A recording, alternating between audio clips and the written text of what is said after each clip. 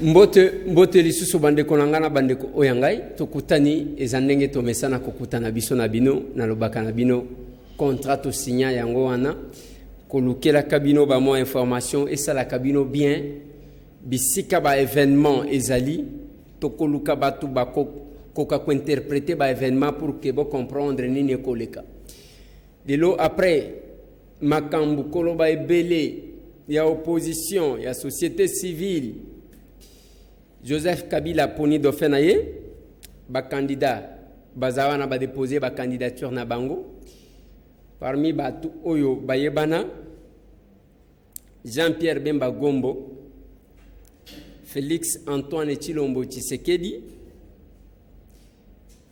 Antoine Gizenga, Adolphe Muzito, Martin Fayulu, Vital Kamerhe, Naba Misusu.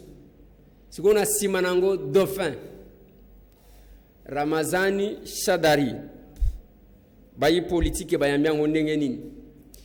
Est-ce que bakokokato bakokokate lilo awa Dauphin abimi Kabila lobia ko se présenter te opposition bandimi siko Kabila que aza pas seulement na maloba mais atosaka yango eza effet ya koloba lobate et quelle chance tokoti ko pesa na opposition vis-à-vis ya Ramazan Shadari candidat ya Front commun pour le Congo.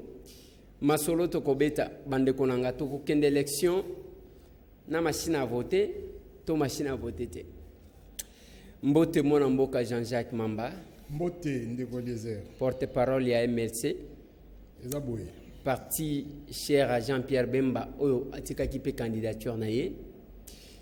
Ndenge nini tomonika Jean-Pierre Bemba ye mbangu biso tozozela ketango akozonga akouta gemena zongi tovandi na mwa muke tolie mwa biloko ngoni ntolia kana kisasa wana tolie mwa evida na mwa biloko ebele diku o asia zongi na ye bakatela ki mikolo na ce pays to ezandeni te bakatela ki mikolo te kasi oyebi mwana mboka Jean-Pierre Bemba sali quand même 10 ans na boloko puis kuta kobima na ye apemite olandaki na kobima na ye ti aza kokomanda ku koyambaka batu na koyamba bayi parti politique koyamba ba oya ye kovana na famille na ye à 8 ans wana te soka yaki na lombango c'est parce que na makambo dépôt candidature date butoir ezalaki yaki pe na lombango parce que azaki na posa avant azongela makambo politique atelema boye na kitani ya papa na ye na tombe na ye pona koka ko honorer ye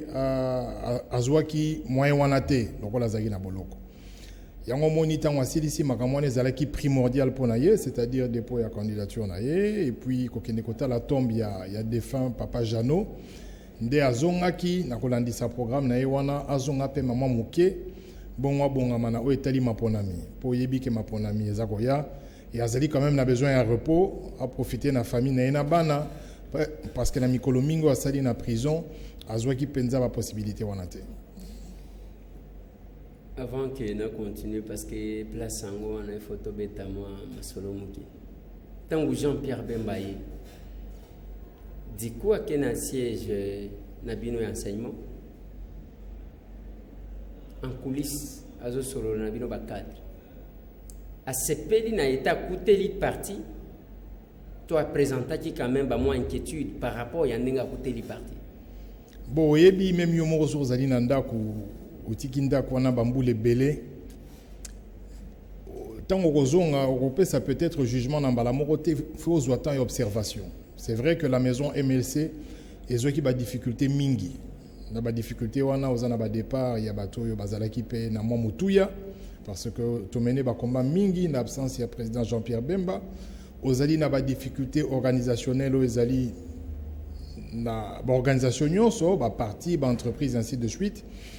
Nakanisa aza peut-être la maramia robongisa azali na maramia rosala mais kozwaye pétant parce que un bon chef azora pétant et observation avant ya kozwa mesure aux ali appropriées mais nakanisa te que problème majeur ezalaki parce que kuti biso ndenga tikelaki biso en termes ya structure il faut pas que bossa na eloko moko président Jean-Pierre Bemba azalaki na contact na biso téléphonique durant toutes ces 10 dernières années Ça veut dire que le fait majeur, au état là qui MLC, ayeba qui ango pe alande la qui ango.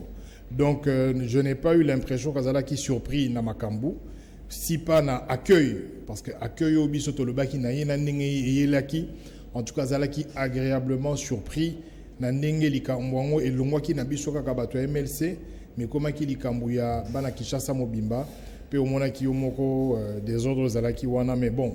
Je pense que ce qui est là surprendre, ils peut-être accueil. Maintenant, où est-elle partie, comme toute organisation, lokola yemoko azali wana, à couper ces impulsions azali nécessaires pour tous à la jour pour na où est-elle ma ponami. Tant que Bomoni est arrivé à Jean-Pierre Bemba, ensemble après ça qui ordreté, UDPS après ça qui ordreté, parti moko ya opposition et après ça qui ordreté, qui est au kende ko yamba Jean-Pierre Bemba. Mais botala kaka na kati na bino ba kaliko ya ensemble Moïse Katumbi kuna ba MLP ba drapeau ngana mona kiangwa message nini bozui à travers présence ya batu misusu oyo ba parti ba pesa ki ordre officiellement te message nini bozui tango bomoni bango to te omoni likambo toujours owele la wa oyo to bengi alternance. Je crois qu'il est dépassé largement le cadre de la parti politique. Oui, Papa Tshisekedi, il est raison. Je ne me rappelle pas un ordre formel, il y a MLC, tout pays, il y a parti Moussou, mais ceux qui ont Zalaka, au commun, il y a drapeau MLC et Zalaki est belé. Au Moni, tous les pays moko, où ils ont plus de 95% de pauvres et de chômeurs. Cela veut dire que tout comme ils sont sur religion moko, tout comme ils sont la kaka et loko moko, toujours sambela nzambe moko, ils ont comme la souffrance. Et de ce point de vue-là, Baïgnon so bazali ko incarner changement ou espoir il y a changement. En tout cas batu bazali a besoin de Rolanda ba modo ya ba parti politique pour bala ki sa soko lingi ko sepela na bango. Donc o wana moni zali manifestation ya joie pour na ko yamba moko ya baye oyo na kati ya lingomba ya opposition akoki ko pesa quand même quelque chose pour atteindre l'objectif wana pour na batu ba bimana pasi. Ça veut dire lelo situation mboka ezo sala que ba clivage politique na o etali li comme na alternance les apenza li susute et le fait que ba parti mususu ba yaki to ba militaire ba parti wana bazalaki ezali signe ya kolakisa que nous devons nous dépasser en tant que parti politique na ndenge ba ambition na biso personnel pour tout ko répondre na souffrance ya peuple oyo to monaki na balabala. Voilà, tozonga na masolo ya Bemba parce que moi je me dis quand on a moni batouana na kati na lobima, ce n'est pas une façon ya peuple imposer aux acteurs politiques l'unité. Surtout on a posé ba polémique na bino on a te biso to linginde ke bosangana. Jean-Pierre Bemba a tiki candidature na ye. Avant que Jean-Pierre Bemba il y a eu certaines questions que les gens se posaient. Est-ce que flou moko za entre Kinshasa na Jean-Pierre Bemba? Mutuna liboso, bien que totuna ki angope Jean-Pierre Bemba na zozongela ngwe panayo. Bino awa en tant que parti.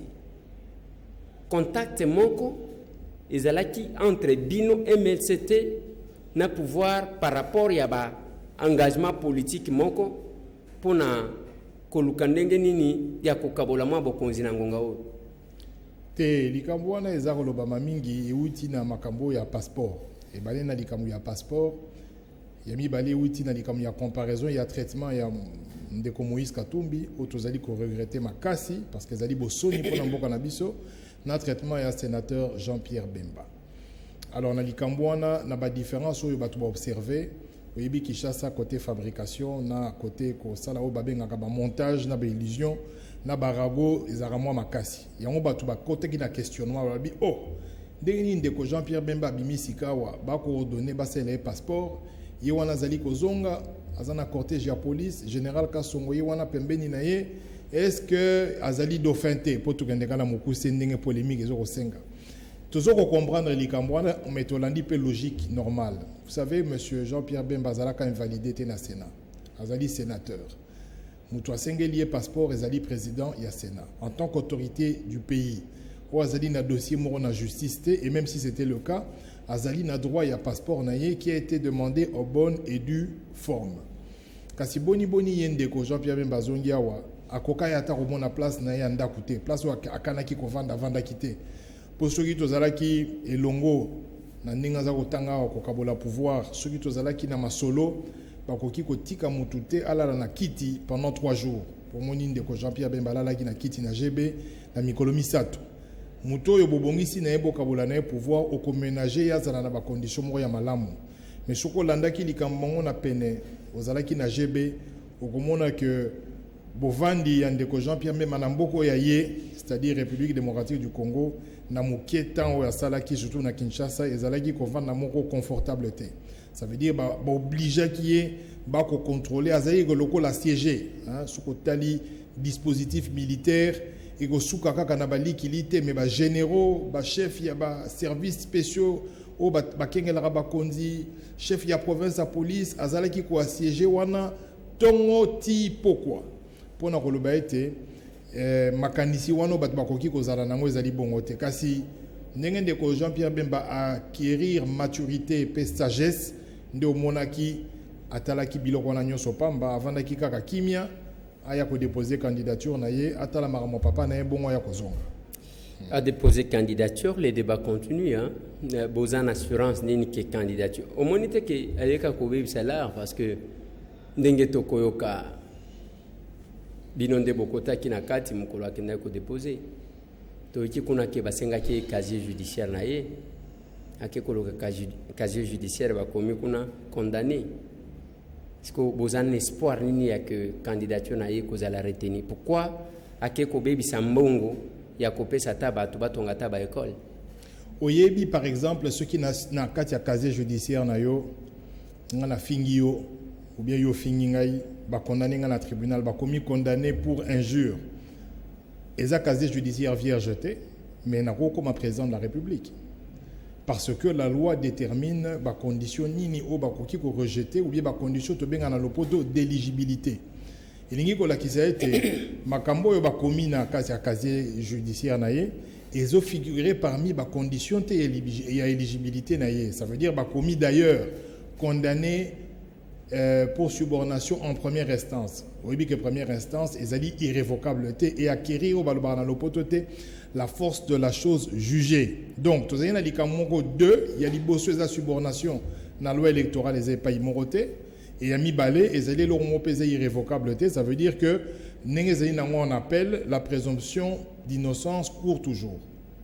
Ok, mais le débat continue. Tout qui est grand professeur comme Nyabirungu Mwanasoka a lobby clairement que subordination des témoins, ils allaient corruption.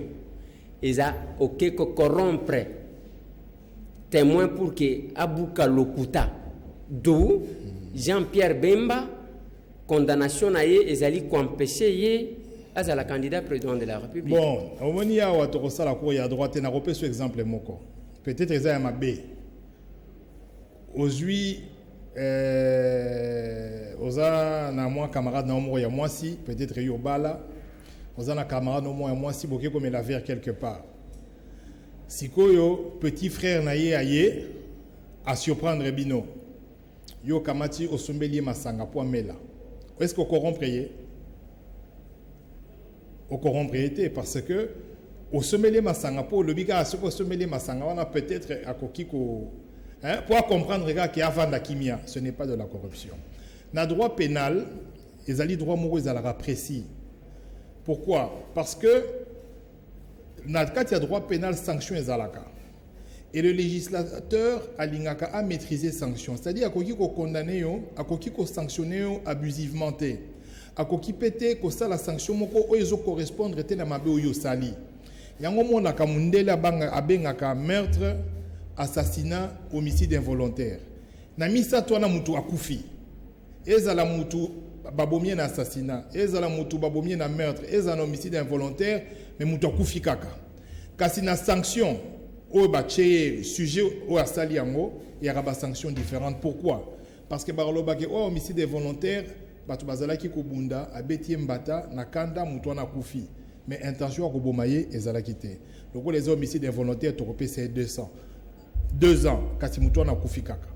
Kasi na assassinat Barolobatin, akana ki ko boma uta kala aye abomie, lokola abomie avec préméditation te PC 50 ans, mais muto akufi kaka.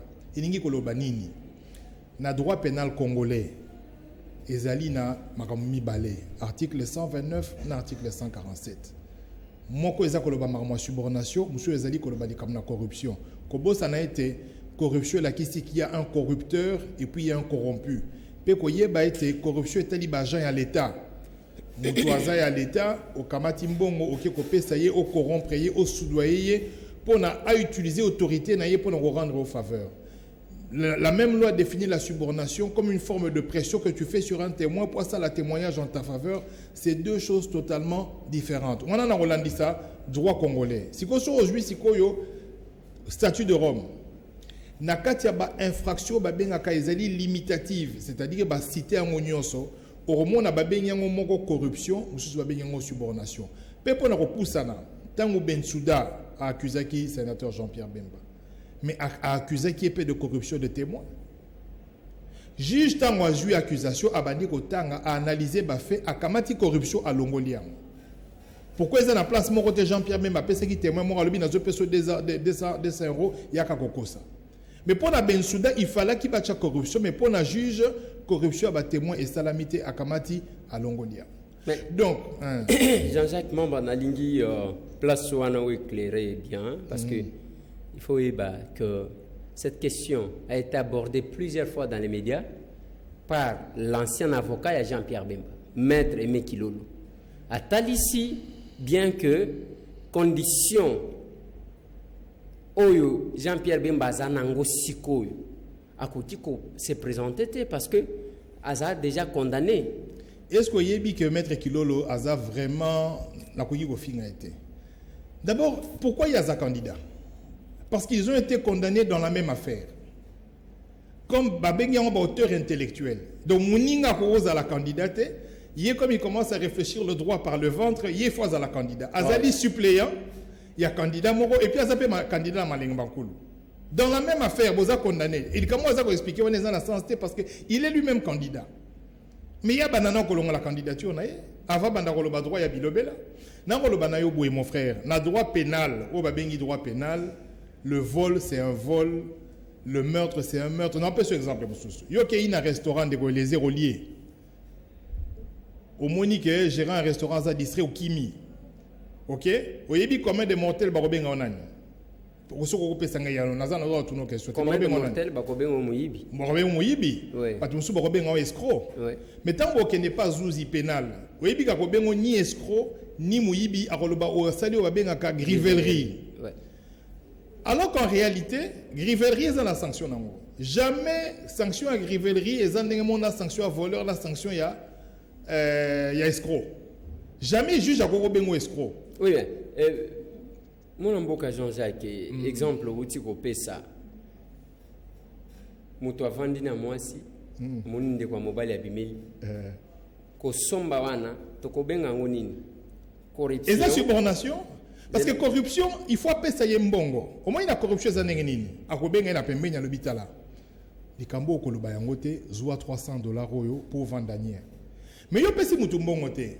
O sombeli mutu masanga. C'est-à-dire au ménager ye moko amona ke oh. Ah, non tu mena mena la na vanda ngai. Non, c'est la concussion alors.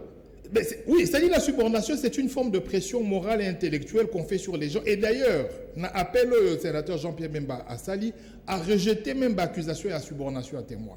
Parce qu'il n'a suborné personne. Pour preuve, deuxième affaire est outil la première. Aujourd'hui, la première affaire a totalement acquitté. C'est l'affaire la plus grave. Il y a un crime de guerre. Cela veut dire que dans ma condition psychologique normale, Azalaki n'a droit à rechercher témoignage qui a attesté l'innocence. C'était une démarche tout à fait normale. Mais qu'est-ce qui s'est passé? Madame Bensouda, pour ça la deuxième affaire, à Kenya Western Union. À le Bibo Pesanga, il y a preuve nyonso, Oyo, bateau, bazandinga Jean-Pierre Bemba, il y a un transfert au Basalaki en Afrique, il y a Western Union à Boyi. Oui, bien, ici, Bangonine. Alors, non, il faut pas ça parce que ça dit qu'il fait un terrorisme. Western Union à Bangui, à Kamati, à Pessi, à preuve. C'est sur base de ces preuves-là que Yé a monté le dossier de l'Union, que subornation et salamaki, la corruption va témoin. Or, elle a utilisé déjà le mensonge pour n'a reçoit l'élément wana. Et quand le juge a reçu, non, il n'y a pas eu corruption de témoin, alors on est dans nos corruptions. Subornation dans le sens nini, si on a vendu dans le bibon, mon frère, il y a témoigné, il y a témoigné, ça l'a témoigné parce qu'on a un mikakatan. Ce qui procureur a considéré que wana, ils ont dit subornation, mais ça n'a rien à voir avec la corruption. Mais il y a témoigné, et que senga tena zambongo, tona sombe la mutuana mai. Mais ceux qui yo oza na Gemena, ceux qui yo oza na Bongandanga, ceux qui oza na Kinshasa, pour y témoigner, il faut ça le passeport. N'a y a aussi le passeport. Oh, bah on va quoi témoigner. C'est la CPI ndaza posa na batu. Ba ya témoigner. Non, yoka ezabouye. Une instruction se fait à charge et à décharge. C'est-à-dire la défense azali na droit ya koluka batunaye. Défense peut azali na droit ya koluka batunaye. Mais yo en tant qu'individu, ceux qui sont impliqués dans la démarche mokopo oya, yo quand si CPI qui ne koluka na mboka, peut-être que yo mo en tant qu'individu le bité, ngai par exemple on a se déplacer dans un besoin $100, on a une unité pour na robenga tel, on a besoin pour na rosala nini, on a besoin de moyens. Tout ce que nous organisons dans ce pays le plus pauvre du monde, et c'est un moyen. Et ceux qui les lo mokolo affaire en aussi là parce que tous en a droit ya réserve, ba lobi na yo montant où ils ont concerné likamwana, au koyo kana sonya robeta di solo oyo. C'est-à-dire que si on montant, dans le nombre de bateaux, batché sur la sellette, soi-disant, corrompa qui bango, alors que le juge doit rejeter la corruption, au moins que ce débat n'a même pas lieu, il y a cause là. Ok. Tant que vous bozomona, vous vendez kakabo. Bon, on a habité, hein, peut-être que tokoye banakati émission, qu'est-ce qui s'est passé? Maître Kilolo qui défendait Jean-Pierre Bemba bec et ongle, même la chaîne CKTV, CCTV et comment la chaîne est. Les maître Kilolo suite ndenge wana akokaki pe ko postuler na kina wa gagner sans problème nabité ceux qui boboy ko futa na ye ba honoraire to ko ya ko mo wana bobebani na nini babidi anfuka ako défendre bino ezate. Et puis qu'est-ce qui fait que ndenge nini bozali ko sala lecture, il y a sortie médiatique, il y a professeur na sortie médiatique, il y a maître Kilolo sur les mêmes dossiers. Non, Bazali, Omoni, professeur Nyabirungu, normalement, en français, ils ont un anathème. Ce sont ses propres écrits. Malheureusement, l'émission n'a même lu en côté. Oyoba étudiant, les leçons accueillis pour appeler sa cour, même l'auditoire. C'est dans ses propres écrits qu'il démontre à suffisance que le droit pénal ne peut souffrir d'aucune interprétation analogique. Ça veut dire, dans le droit pénal, au Congo, le bâté Likambo, on peut considérer que c'est comme. Yemora comment na makomine na cour na ye.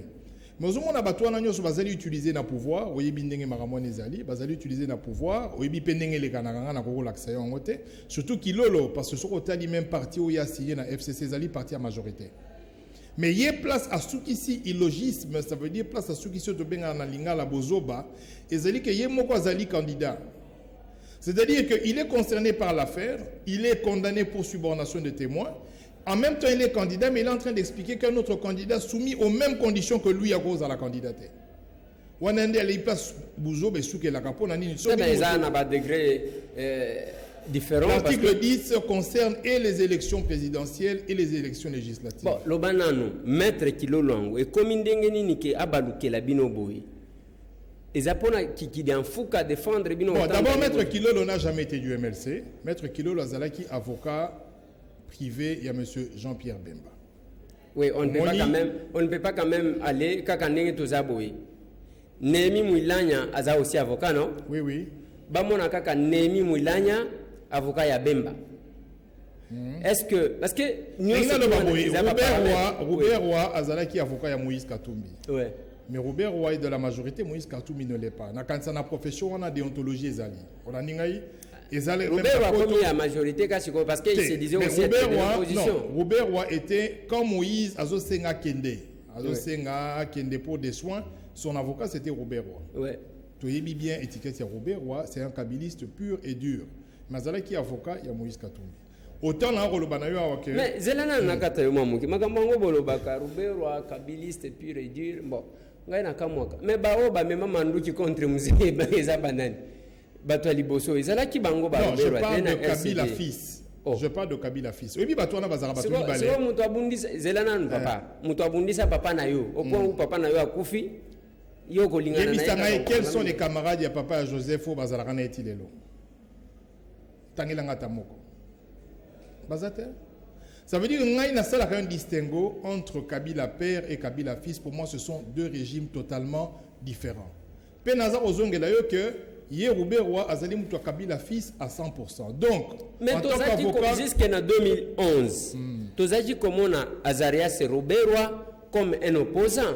Na ba rencontre à opposition. Azalaki wana. Mais yozolo balingala malamu olobi comme un opposant. Ozalaki comme olobi comme non. Ndenge toza Kengo Wadondo opposante. Tala, batwana bazaba opposante. Ce sont des gens du pouvoir. Monsieur Kengo Wadondo na carrière ne momimba, il n'a jamais été opposant. Alingara makamwana te. C'est un homme de pouvoir.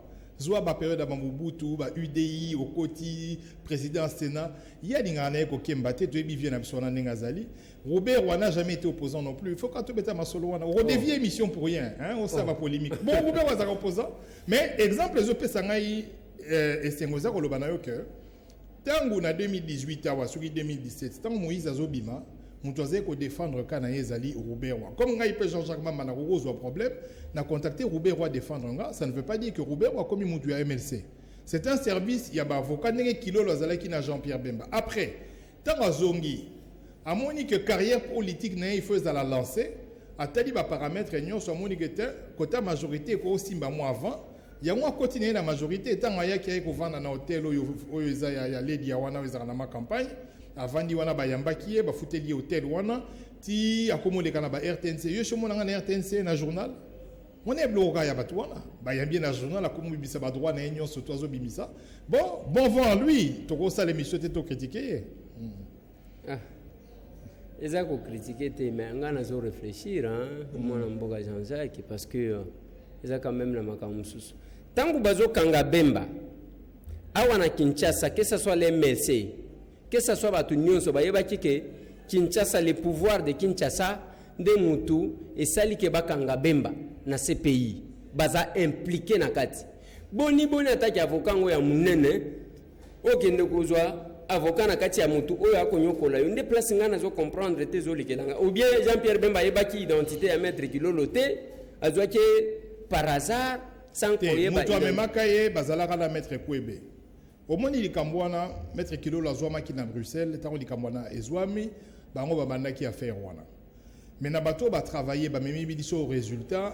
En tout cas, ils allaient mettre Heinz, collectif à avocat, où il mis acquittement, où il travaillait dur et travaillait makasi. Ils allaient mettre Heinz dans l'équipe naïe.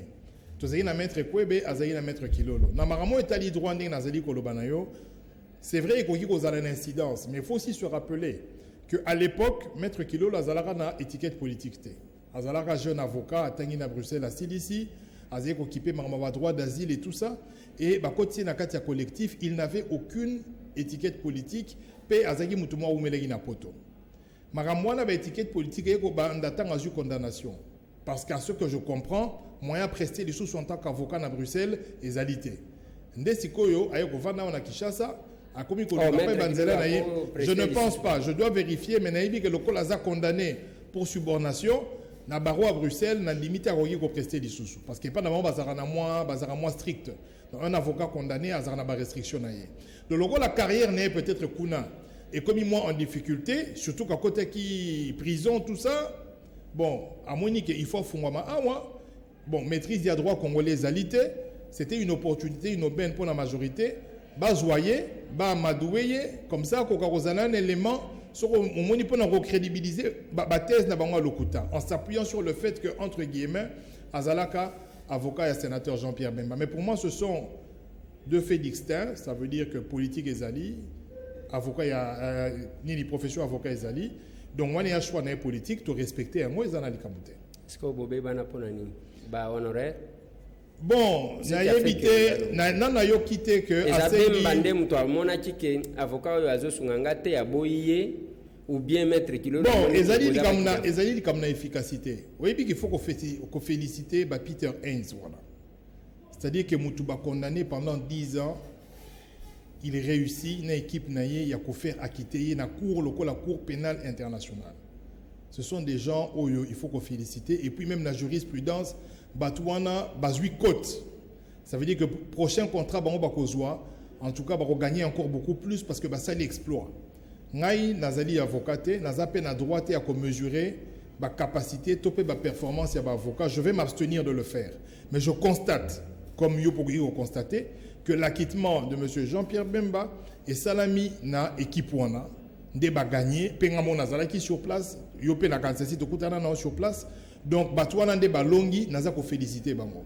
Na musala o kilolo asali, to o peut mettre quoi basali, je m'empêche de faire quelconque évaluation parce que na capacité wana te nazala ba outité et évaluer ma performance na bango. OK. Les lobota la cabo tant liste définitive ya ba candidat ebimi. Non ya Jean-Pierre Bemba Ezate. Quelle sera la position à MBLC? Boko kende et Rosala. Na quand ça on tout est pour eza déjà. Oh. Au moins nga za provisoire wana ekeka za Rosala. Oui, quand monika ne na zotuna yobo. Na tuna ki Adolphe Muzito kana seni na lobi kaka boyo déposer. Mona kaka candidature ya Antoine Gizenga. Boko bunda na yeto ko se retirer. Alobi ka ndenge ozolobi wana. Te ye azakuna te. Yango na zotuna. Admettons. Ye a intention ya mutu wana te. Pourquoi ke koloba ndenge wana? Zela kasite. Kaka boye. Poto yebi mboka na biso eti. Po ndenge na komone la ba émission ndenge zo betama. Na ba RTNC na ba chaîne na biso ya rouge waneza.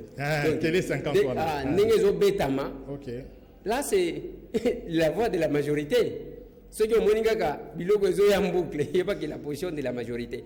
Sikoyo ceux qui kaka ba bimisi liste définitive. Kombo ya Jean-Pierre Bemba Ezate. MLC bokosala ndenge nini. Oui, depuis Jean-Pierre Bemba bimi sokotali na RTNC ba commencer les documentaires. Ça va documentaire 2006, 2008, Télé 50. Au fait, la peur a changé de camp. Nous nous appuyons sur le droit et le droit reste le droit. Ils allient internationalement reconnus. Ceux qui, pour une raison, le droit qui est fait par l'injonction, ça veut dire que le cours institutionnel a une injonction, il y a le mauvais droit, ou le droit il dit des choses pour passer moins bon. Si les gens veulent prendre la responsabilité,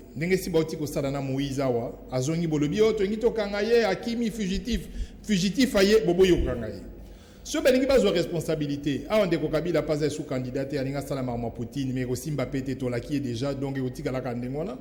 Ce qui belingi ba yana makambwana base de responsabilité. Il y a qu'à créer si vous voulez une forme de désordre, de mécontentement, de non, je pense que pays en a besoin kimia. D'abord, te saluer M. Kabila le rôle à la candidature parce que la Constitution exige l'accord. Mais tu reçois Kawanate. Tu as un accord il y a Saint-Sylvestre où je sais inclusivité et je sais que la traiter correctement. Nenga na lobi na yo, ce qui n'a brûlé feu ou bien na beti mutumbata, si l'infraction n'est pas reprise dans la loi, je ne peux pas être exclu sur base d'une infraction non reprise. L'infraction de corruption est allée retenue té, subornation est en la loi té, donc il n'y a aucune raison pour le droit pénal qui est ballon la dossier. On nous répondre gâté.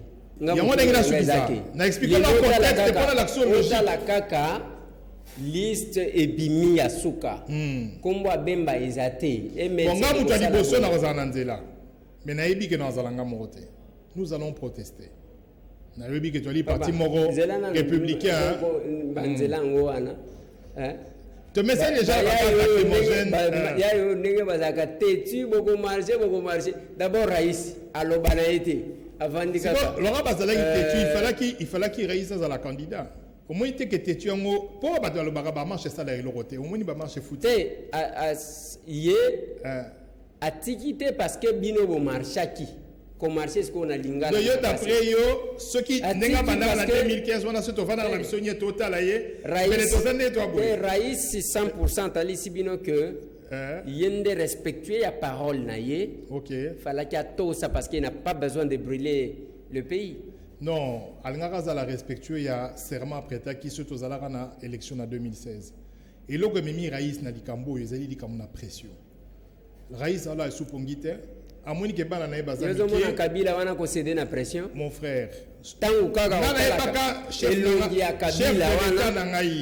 de l'État na ngazalaka Bogar Akata Souki Azaka toujours French. Au bout il n'a souka même ma des fois Akatate. Trop de pression. Yemo razolo bayango na ba discours n'enyo sur le ba pression internationale. Batu baza ko déranger ton téléphone eza ko pemate. Atali bana na baza mikie. Atali faut que kamboka kimia a déposer na ye. Jean-Jacques Mamba, eza bino MLC tende bokolo bana Kabila ndengwana. Pourquoi? Kabila acha chef na bino aneto awa na manduki na ti lelo ba militaire ya MLC misusu. Tozaki na bango na prison. Ceux qui bobo sana bango ngana ko rappeler bino bango. Bazali 8 ans kuna. Oui, baza kuna ti lelo. Wana azwa Jean-Pierre Bemba cha ya neto. Jean-Pierre akima bake bakanje kuna. Ndozolo bake mais eloko nyonso ezalaka na suka na yango ngai na l'axe eloko moko omoni na 2015 mama ba fausse commune atambolaka pour l'article 8 alinéa 3 eleki c'était une tentative omoni bocha bakomaki livre omoni CLC marambasala ki bakapangala bakufi tout ça mon frère sokoza mutu à un certain moment au supporter pression wana te. Et je pense que M. Kabila a bien réfléchi. Atali âge Yabaranae, Atali Bomengo Yazui, Bomengo famille Yazui, il a aussi besoin de tranquillité parce qu'il a géré ce pays pendant 17 ans. Ok. Ah ouais, est-ce que autant Kabila a bien mis ici dauphin parce que Binonion Sobozaki qu'on mutute azaki qu'on dit que Kabila a kiko kende, kaki a kosa la stratégie même nga nazaki ko lobai. Raïsio Yakoya Kobimana 23h57 a déposé candidature naïe. Bota la kakan. Les lots quand même beaucoup disent que Kabila c'est un démocrate. Non, je pense qu'il ne mérite aucune félicitation. En tout cas, dans l'État Jean-Jacques Mamba, peut-être MLC qui va féliciter, dans l'État Linga, a mérité l'Ojate à Moukiete. Parce qu'il pouvait ne serait-ce que choisir le meilleur d'entre eux. Vous voyez que Tcham Lora Chadari, c'est même insulter tous ceux qui sont plus ou moins bons dans la majorité présidentielle. Non, Nengina le Banayo, dans le comportement à Moutou. D'abord, la personne est sanctionnée. Parce que considéré comme le cerveau moteur, il y a Baturi ou Salamaï Namboka. La personne, au Royoka langage naïe, la dernière fois que je l'ai entendu parler, il dit ceci. Toko gagner l'élection pour Tozana Mbongo. Bomoni biso, tu es un jet privé. Mon frère, candidat président de la République. Tu es en train de parler à des gens qui n'ont pas mangé depuis 2 jours. Batou bazouara moins $1 par jour. Quoi expliquer que Torio pe Sabino Misala, Tungito Sala Botala, projet Tozana Mona Gemena, tout ça, tu viens leur dire que Torosom Babino parce que nous avons de l'argent volé. Bon, Moutouane Nengwanande au président Kabila, Pesibiso Kado, Yulingina Komisaï. Jean-Jacques Mamba, Tala. Bino na opposition. Fala chata au bain. Ou bien chata matata. Tala, Kabila. Place à Vandi. Est-ce qu'ils ont équipé ma gambo à opposition? Alors, on a dit que il y a Bacha Bemba, il fallait qu'il Bachata Fayoulou, il fallait qu'il Bacha Kabila Zakunate. Yé Aponi, Yé Moko, Moutoye bi compétence. Au moins, Tata ya Banda. Qu'est-ce qu'on comprendre les Cambo? C'est là qu'à citer, on comprendre, on bat les spectateurs de Bazana pour ça comprendre.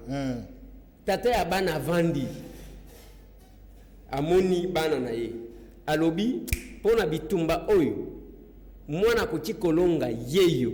Ya poni yo mutu alibano robage te fala jo cha mususu entre yo na papa ya bana nana yebi bana na yekolika. Bon, Likambolobi eza motuya, mais il faut voyez de qui nous parlons. Nous parlons du chef de l'État qui d'abord doit tirer le bilan et action naï. Oyebi François Hollande. Soko mona ki na suka naye, il ne sait à coquiner avec personne parce que son bilan ne le permettait pas. Ça veut dire que le bilan est tellement catastrophique, est tellement décrié, que na bilan na zanango, sur na lobby na sala le roi Dauphina, na légué loko pa ya mutu na reçoit problème. Il s'en est abstenu, paye à vandi na ye atiki batuba bunda. Nous sommes en train de parler du chef de l'État qui a un bilan à défendre ou qui a un honneur à sauver. Ça veut dire que choix na ye, orientation na ye, il faut les à la naissance, il y a sauver, ne serait-ce que Mouki ou Yassali, ou se dire que on a la coquille ko salate, peut-être que na Moutouana, mais je suis désolé. Ngaï, ce que Baché Kabila Chader, il y a 2 candidats qui ont voté Kabila. Je suis désolé. Parce que Kabila Zali modéré. Oui, mais M. Chader, il a la modération théâtre à Mouki. Kabila Zali modéré. Chader a modéré. Mais peu importe. Oyaché pour le bito qui peut monter. Au le bito ça dans des commentaires na ebisio que le plus mauvais cadeau oyo Kabila Sali na mboko yo eza ko pesa mloro Chadari comme dauphin na. OK. Wana oyebi ke na sepeli mwa muke parce que au moins Jean-Jacques Mamba reconnaître que Raïs asalaki quand même mwa muke Raïs asali boulevard aza modéré asali boulevard alors au point où ceux qui bazami balé ya ko voter Raïs c'est que obandi ko lela Kabila nano akeite par rapport à Raïs par rapport à Shadari Jean-Jacques Mamba ngana lingaki bolo babino opposition ke chance Kabila lingi biso parce que apesi biso passe à nord oyo tokobeta e dada wana bozolo bangote bobandi ko luka ko critiquer au lieu bobeta kama boko ke oyo tokobeta e dada donc bozo banga siko unité za na FCC en face d'une opposition très divisée ya ba prêtre Jean-Pierre Bemba prêtre Vital Kamerhe prêtre omoni Tifo Kike Fayulu prêtre Tifo Kike Mulumba alobaki atondi Kabila te tanga yoki ka sangwa ya Shadari atondi Kabila mbala moko akiko déposer on est unité le gars qui était le big Kabila désire la TV5 est-ce que tant que Giga Shadari a déposé via atondi Kabila mbala moko bino ce pour la Shadari nga pe na za candidat est-ce que king que Japon a ko déstabiliser muzito te na bandundu nde batinda ki kotinda unité zalité sikawana bazaka na kati ya bobangi.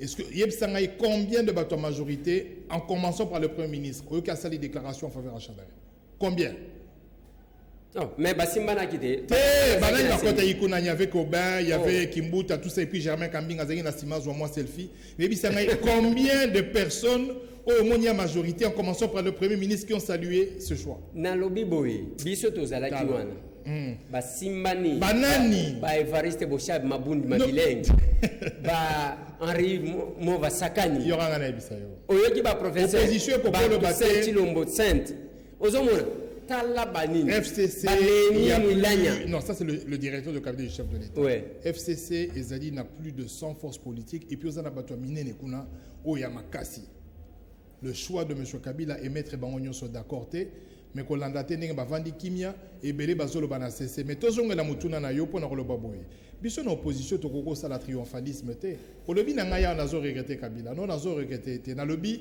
qu'il devait choisir au moins le meilleur d'entre eux pona mutuloko la Shadari ndenge élection ko kende na oya la kisi biso le tozai ko marché les razali ministre intérieur na oya la kisi ba congolais na capacité na ye ya ko bafouer ba droits et libertés fondamentales. En tout cas, ezali choix moro triste pour Nabiso. Parce qu'Azali Moutoumoro Azali n'a retenu. Et le fait qu'Azali n'a retenu, Azali a respecté. Et qu'il est même sanctionné en raison, il y a comportement naïe, ça veut dire que M. Kabila a insulté la démocratie en choisissant une personne où Azali exemple T. Il y a bonne mœur, Azali exemple T, il y a conduite. Pour Oyo kana langage naïe, ceux qui mouta fingyo maman naïe, yo pe fingaye maman naïe.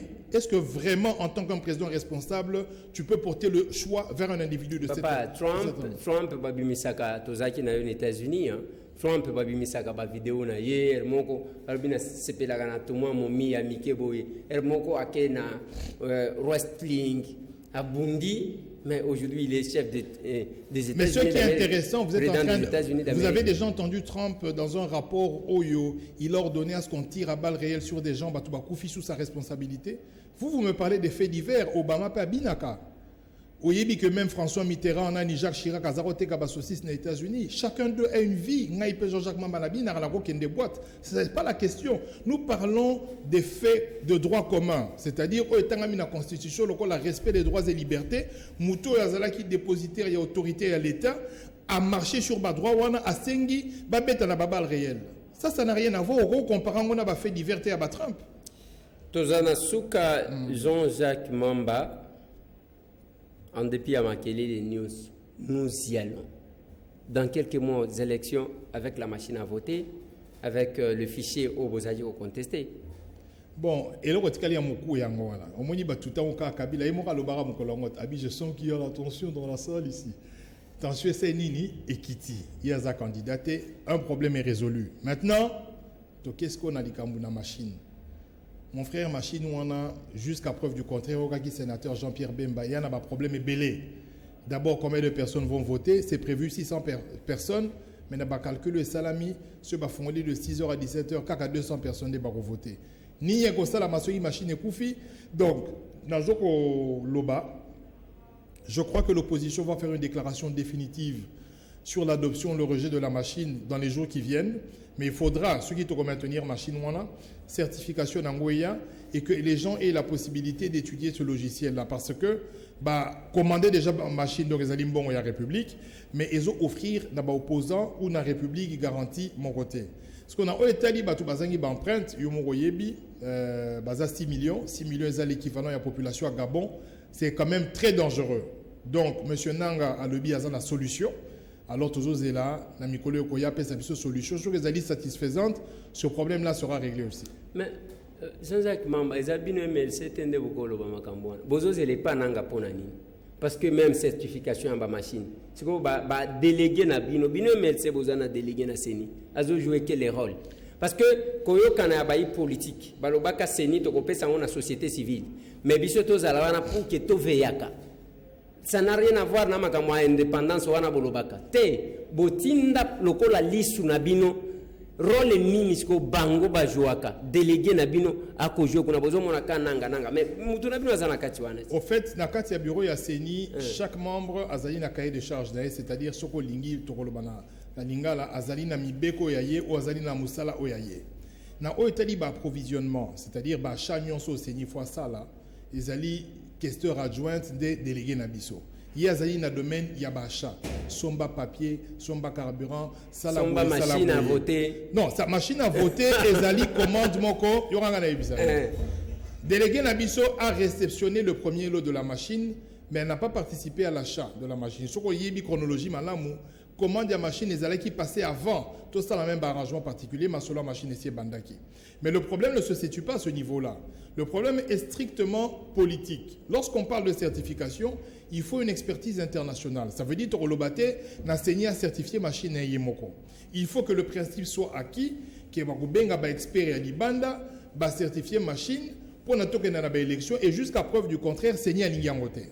Donc ceux qui saignent à l'ingyangote et que Seigneur résout le problème, il y a 6 millions de bisope ba opposition to kolobana seni que élection na machine à voter to salate to salala na vote papier. Mais tant boko salate binonde boza bénéficiaire ou bien bango parce que tant que les élections ne sont pas organisées, Raïs a causé la wana. Raïs a apprécié dauphin.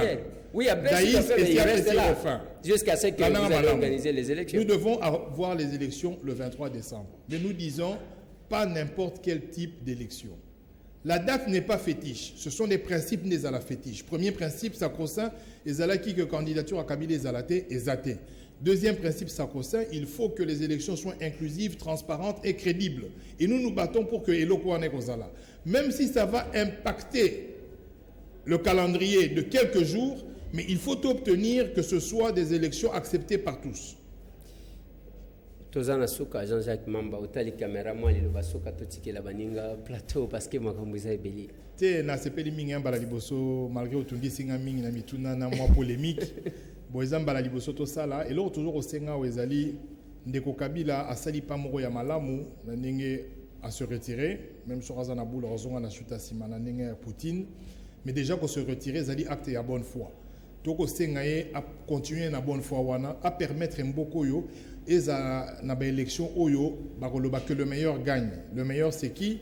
C'est celui qui aura le plus de voix, c'est celui qui sera choisi démocratiquement et de manière très crédible par la population. Donc, à Bundapé et le Kwane Salama pour qu'il sorte grand dans la fonction sur la Mboka. Merci beaucoup. Merci aussi, Bandeko Balandi, Zalaki Bongo Mboka, Jean-Jacques Mamba, à porte-parole et à MLC. De Tomekiko, Beta Beta Naïmo Masolo. Yabiso musali sukiwana oetika les abino et bobo sanate les rendez-vous des informations d'actualité des réflexions de vérité les anakati na biso to komi wapi merci to monane